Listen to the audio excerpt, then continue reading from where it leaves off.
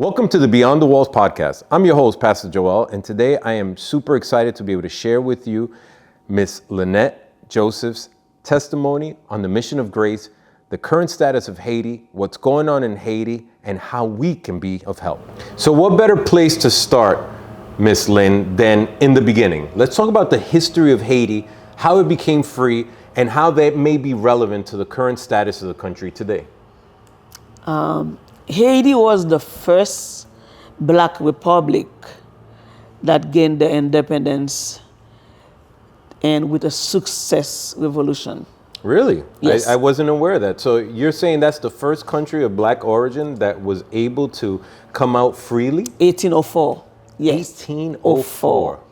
Yeah, That is outstanding. The victory inspired so many other nations to gain the independence as well. But it all started with the Haitian people. What made them do it? I guess resilient people and with the strength and faith. They believe they could not be slave anymore. And they break out and do a revolution and they win.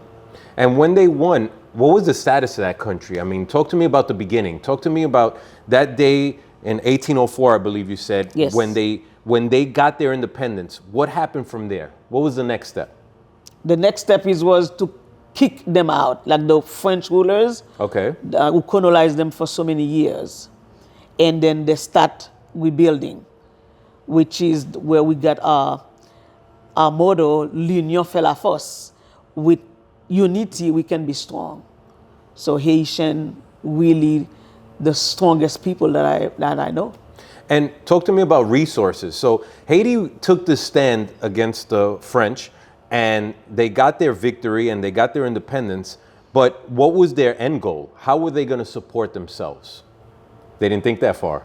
I didn't think that far.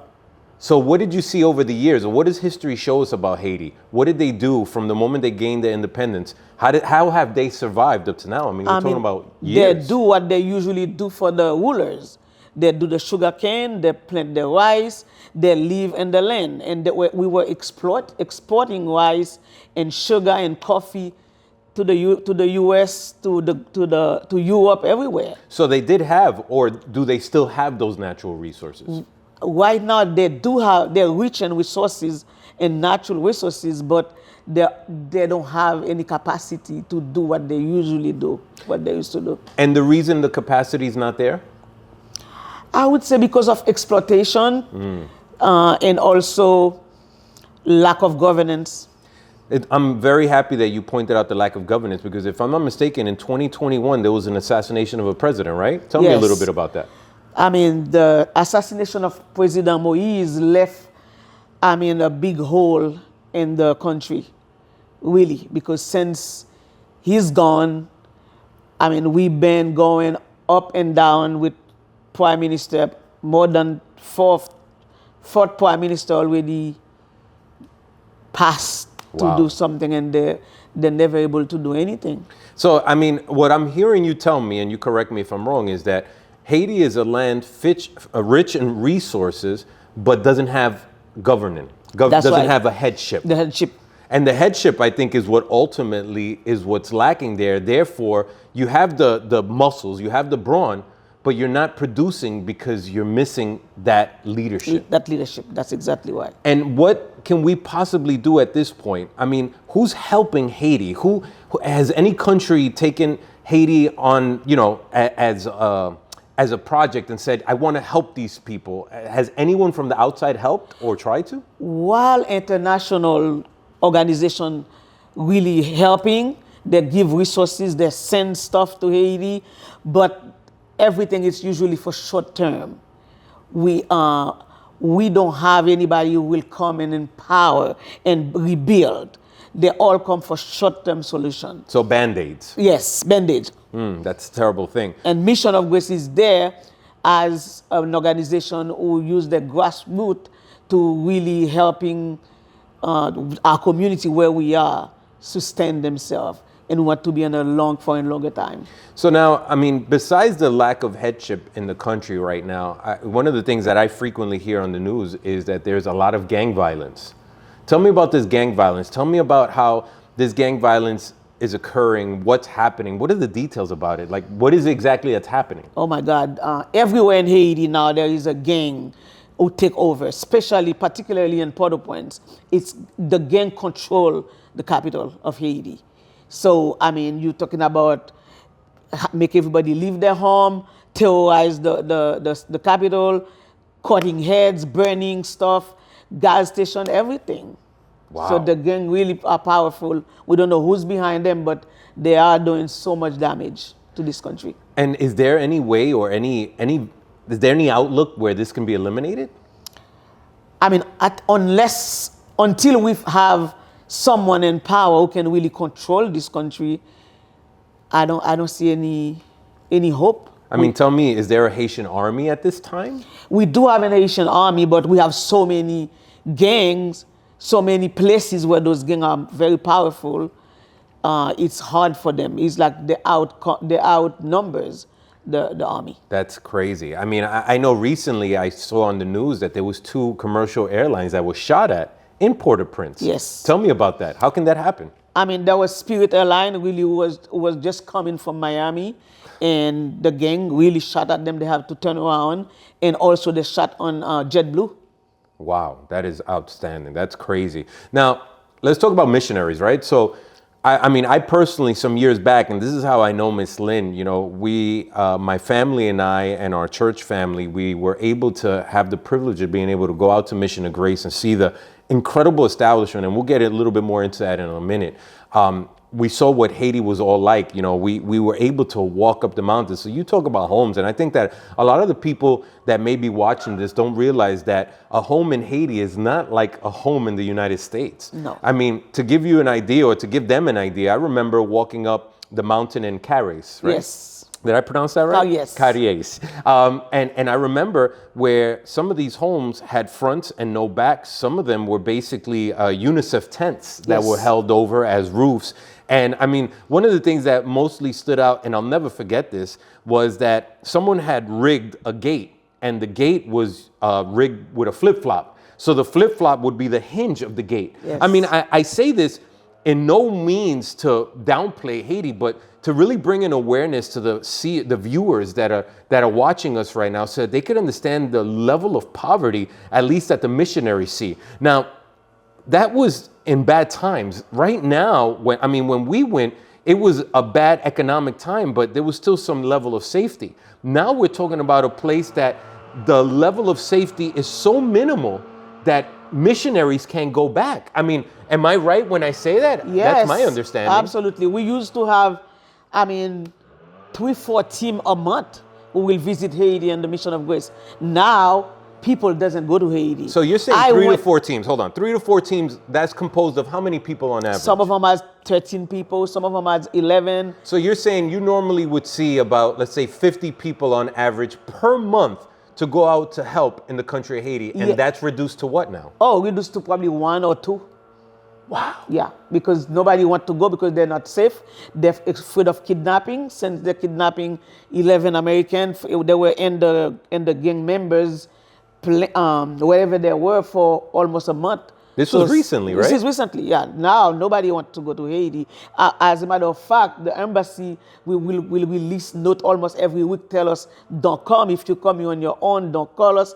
It's really bad. Now, I know from experience and from things that I've seen on your social media platforms and stuff like that, where you've had missionaries that have gone in the past, and you've had to helicopter them out. Am I yes. correct? Oh, yes. That was Tell us about that. 3 years ago, we had a group of missionaries that came from Canada. They served for almost 2 weeks. When they were ready to go home, they blocked the road. They could not get out of Gracias to go to the airport. We had to hire an helicopter from the DR who come to the soccer field and take them to the airport. We pay almost $9,000 for it.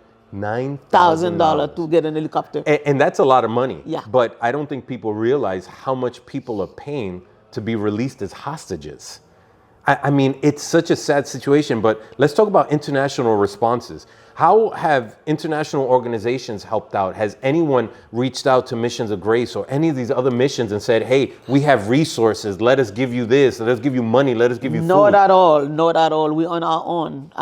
Since we haven't had missionaries come, our school haven't not sponsored. Those children haven't get any sponsor. Nobody visit because of what's going on. All right, so now you touched on a very important part because we haven't really gone into Mission of Grace, but let's talk about Mission of Grace a little bit. You mentioned your schools. Tell me about the schools. Tell me about the setup on the schools. I mean, we have a school in the mountain where we serve over 480 children in that school. Wow. Those are the kids who start with us when that 14 years ago, from kindergarten to 12th grades, that school. We have over 480 children.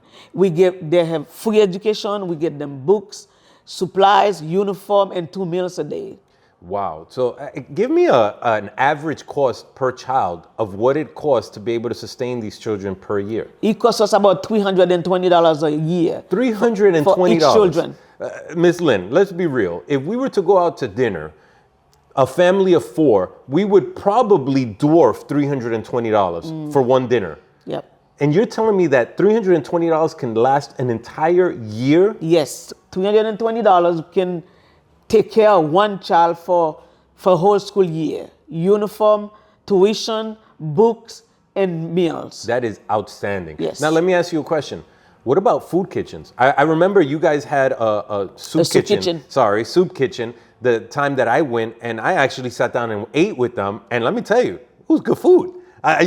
Sometimes people are like, oh, we're on missions and they're afraid. Let me tell you, it's good food. But tell me about that. How does that work? How does it operate? What are the costs? In the village where we are, it's one of the poorest. Mm-hmm. We had so many older ladies and older grandpas who's home. When I say home, this little shack they live in with no food. Usually the soup kitchen is the only hot meal they have. In the morning, they probably can find a piece of bread and coffee. But really, their meal is the soup kitchen. So we serve over 200 people every day. 200 people every day in our soup kitchen. Rice and bean. We do bouillon, which is like a big soup, where we put potato, vegetable, and then put some dumpling. That's the meal we serve. So you're actually cooking for them? Yeah, we cook every day. Cooking a hot meal every day for 200 plus people. What is the cost? What does that cost Mission of Grace? Oh, it costs Mission of Grace about $2,000 a month. $2,000 a month. A month. Wow. Yeah. Let's put it into perspective. I'm a perspective guy, so yes. I like to look at real life in the United States, where we're from, and I like to look at what we're dealing with. So $2,000 a month is probably a little bit over what a normal family of 4 people spend on groceries in a month, right? Yes. And you're serving 200 people sometimes every more. day. Sometimes more, because when there is no school, the children who's in school come to get served on the weekend. So you mean to tell me in school you're giving them food as well? In school we give them food. So school, you get books, you get education, you get a uniform, and you're fed. Yes. Wow. Tell me, what else do you guys offer in Mission of Grace? And we do have a teenage girls' home and a teenage boys' home, where we took these kids from the street. We want them to not get pregnant at 14 just for food. So we take them in, we send them to school, we give them a training, and we take care of them, boys and girls. And what is the cost of something like that? The cost is also $300 a month. We'll take care of those teenagers. $300? Not a month, I'm sorry, a year. $300 a year? Yeah. Impossible. How? I mean, God multiply. That is outstanding. Yes. $300. Yes. Some of us wear sneakers yes. that are more expensive than $300. Not me, trust me. But some of us do. Yes. Wow, that is outstanding. All right, so we got schools. We have soup kitchens. We have teens, boys and girls. Yes. What else? We have the orphanage. The orphanage is a place where kids that both parents die, most of them, usually when the mothers giving birth, they die. And when a grandparent will come and bring the baby to us. We have babies that we took from when they were just born. The umbilical cord was still wet. They bring them to the orphanage. We have 210 kids at the orphanage right now, from 0 to 14, 15 years old. Those are those kids we took when they were babies. 210 children. Yes. On top of the kids in school, yes. On top of the soup kitchen people that you serve, on top. Miss Lynn, what Mission of Grace is doing is out of this world.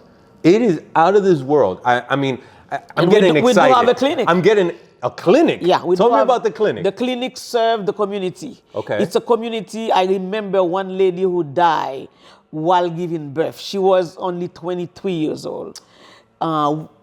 she was in labor all day. Nobody know. But when they come and tell me, Miss Tin, can you please help? When I run to the lady, I arrange transportation for them to take her to a clinic to Saint Mark in a town near where we live. The lady died because she could not. She was in labor for too long. So I'm sure since that day, we say, God, can you please give us a clinic? If we had a clinic in Car, yes, we could have saved her life. Wow. That's why we really start the clinic. And today we have a clinic who serve every day. I would say average of 25, 30 people come to the clinic. And we have kids who come for vaccination. We have pregnant women that come to be taken care. They get prenatal care. And also we have an ultrasound machine where we take care of them. So yes, and we have a doctor, a nurse, and we have somebody in triage and somebody in the pharmacy. So now I'm sure a lot of people here, they think, all right, you have a medical clinic. Congratulations. You take insurance? There's no such thing. There is no such thing. And I only know this. I only know this. It's a funny story because I remember I was in the midst of the missions trip with Miss Lynn, and she was my translator. And as I was ministering the word, I remember I mentioned insurance. And she looked at me and laughed. And I'm like, what is she laughing about? And then afterwards, she told me, she goes, Haiti doesn't have no insurance. No insurance. So tell me, how do people do it? I mean, how do they exist? Really, God covered them just like He take care of the birds. Because for real, some family, I don't know how they survive. Because I visit few families, they sleep on the floor. The house don't have no door. And I will see a chicken come and lay an egg right on her mattress on the floor. So that's how they live, where I am, where we serve. Wow, That is outstanding. Okay, so we have school for the kids, a soup kitchen, a teens, boys and girls, a clinic. Yes. What else? And we have a church also. The church is where we feed them spiritually. So you're going all around. You're taking care of medicine. You're taking care of spiritual. You're taking care of physical. And we have an elderly home. Yes. And an elderly home. Tell us about the elderly home. The elderly home was created for people, older people in the street who don't have no family. They're beggars, begging for food, begging for a little money. We took them in where we provide health care. We provide shelter for them. We take care of them. When they die, of course, they die with dignity. Because some of them, they have high blood pressure. Some of them are diabetic, but never been to a doctor. So they just drop dead. And they always say it's voodoo who killed those older folks. But it's not voodoo. It's because they were sick, but they didn't know about it because they don't have money to go see a doctor. Wow. But when we take those elderly men and women, we take care of them. That is incredible. But now I remember, if my recollection serves me right, in the elderly home, you don't only have elderlies. I believe you have some people that have mental health issues and handicaps. Look at that. So tell us more about that. We do. We had people who cannot hear, who deaf, and also mute. And also we have some handicapped people we took from the street also. I remember I took one in the Marché in Williamson where he was on the floor on the road begging for money. And when I see him so dirty, I'm like, would you like to come home with me? And he thought I was playing. I'm like, no, I will take you with me. So I put him in my car, took him to Car. Yes, I remember I shampooed that guy's head for more than half an hour. Just shampoo his hair, give him a bath, and clean him up. And we still have him. His name is Franzi. He's happy. He take his Miss Kim boyfriend. Every time he see Miss Kim, he love Miss Kim. So that's Franzi. And we do have several other handicapped elderly. So you have a very vast array of help that you're providing to the Haitian community. Now, let's talk about how all the political unrest that we just discussed a moment ago, how that's affecting the Mission of Grace. I mean, because right now, because of what's going on in Haiti, the unrest, people don't come. When people don't come, it's like out of sight, out of mind. Nobody go visit the school anymore. Nobody come to visit the orphanage. So we don't have supporters. Most of our supporters drop us. So right now we are really just leaning on God. We don't make 30% of our budget a month. So we're struggling. So many challenges. So many kids get sick. And we had to move the orphanage to Plaisance because of the gang violence. I remember one day, 2 of the kids called me, say, Mama, are you going to let us die? Because they're shooting right behind our bed. And that day, they were cutting heads in front of the orphanage. The kids were traumatized. They were screaming. They were throwing up. They won't sleep. We decided to move them to the south. Now all the orphanage kids are in the south. Thank God they're safe. They're doing well.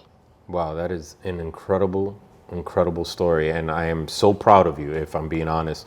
But what about food? I mean, how do you get your hands on food? With all this gang violence, my understanding is that the streets are closed, that they're doing blockades everywhere. So how are you getting food and medical supplies and all that? Oh my God, it's very difficult. And 4 times the price.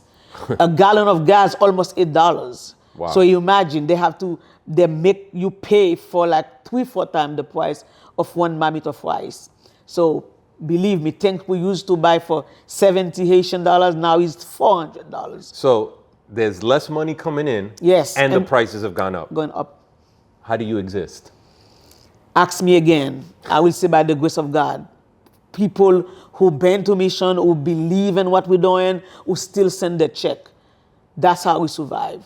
And we had to, sometimes we owe nannies and workers 3 months pay. We can't afford to pay. We have to choose between feeding the kids or paying the nannies. So we cannot let them stay without food. So we pay the nannies. Sometimes we owe the teachers money for 2-3 months. We can't afford it. But they work for us because they know we usually pay them on time. So that's how we exist on credit, because right now we owe 3 months of salary.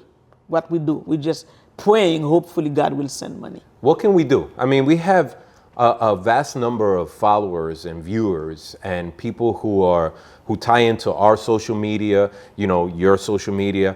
And I think that we live in a day and age where everybody wants to be part of a cause. And I wanted to do this podcast just sharing a little bit of my heart, because I have a heart for Haiti. I'm not Haitian, but I have a heart for Haiti that has always just kept a weight on my heart and just reminded me that there's a need and that I have to help them. And my mission there, when we were able to visit, really put that over the top.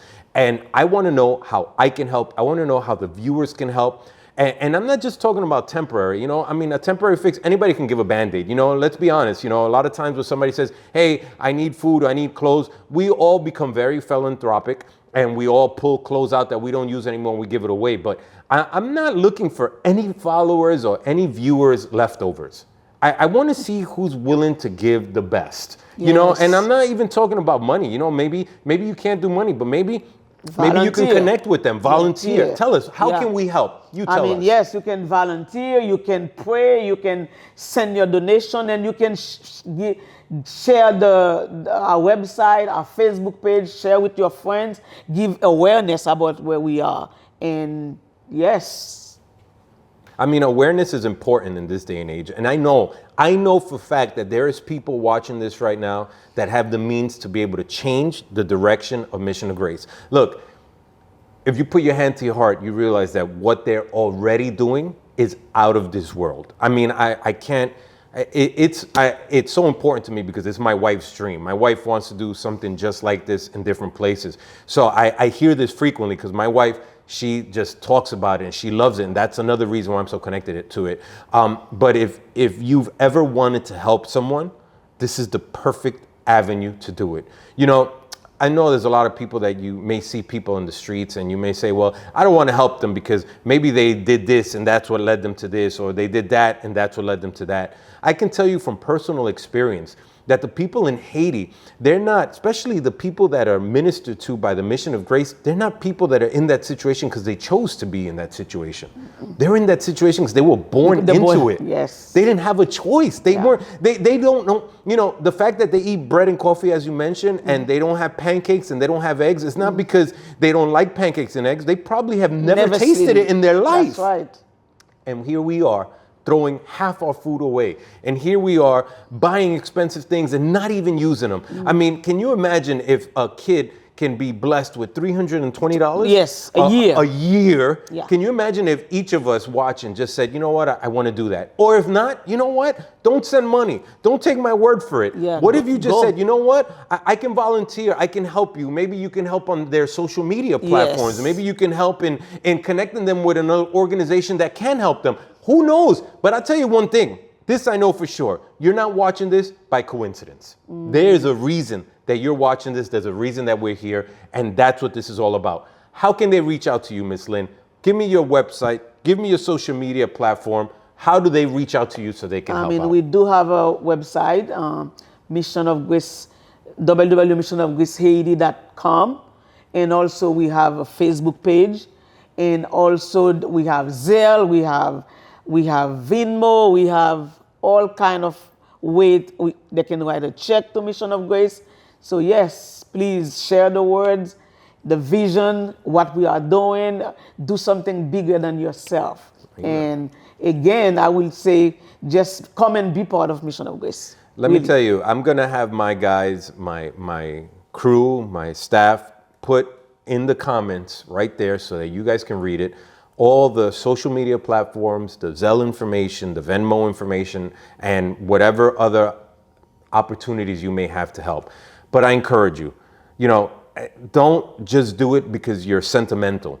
Understand the vision. Understand the children that you'll be impacting, the families that you'll be impacting, the elderly that you'll be impacting, the handicapped that you'll be impacting, the sick that you'll be impacting. Yes. I mean, it covers every base, every situation, from personal experience. And I want to go deeper into this in other podcast episodes because I think that this is just the beginning. I'd like to, Ms. Lynn, you tell me if this is possible. I'd like to bring some of the people, because you didn't talk about the children that you've been able to actually transplant from Haiti to the United States. You didn't know that she did that. Yes, we did. We had about, I think, 7 of them already here from the Biden program. And those kids, will have a better future. And now some of them are in school. We have Claudia who came and she's in school. She's in 12th grade doing, 3.8 GPA. And she already have 3 colleges who accepted her to come next year. So it's a blessing. We have Judith who came in the Biden program. She's thriving. She's working in a bakery, and also she's working as a CNA in a nursing home. We have Betty. We have Josiah and Joshua. Those kids are from the orphanage. They're here. They're blessed to be here, and they're taking advantage of what the country offered them. And all the other kids in Haiti, they also have dreams. They want to become what God has created them to be. We just need to be with them so they can be whatever God wants for them. I definitely want to pick up on the programs that the United States government is offering right now for Haitians to be able to transplant. And I think we'll do that in our next podcast, because I do think that there may be someone that can help us with that. I know that there is people that you have as part of your organization that have been able to adopt children from Haiti. So maybe there's someone there that maybe you haven't been able to have children, or maybe you want to have another child that you want to adopt. And, there's no better thing to do in this world than, forget your money, but to give your love. That's what matters. And I think if I can summarize what we talked about here, Mission of Grace is definitely on a path to extend love to people that are in dire need against politics, dire need against gangs, dire need against natural resource issues, poverty, sickness, disease, everything under the sun. So how can you and I not want to tag team with this awesome group of people and help them?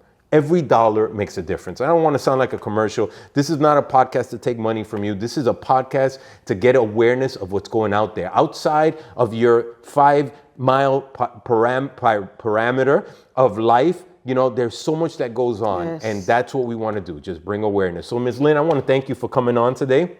And I want to thank all my viewers for being able to watch.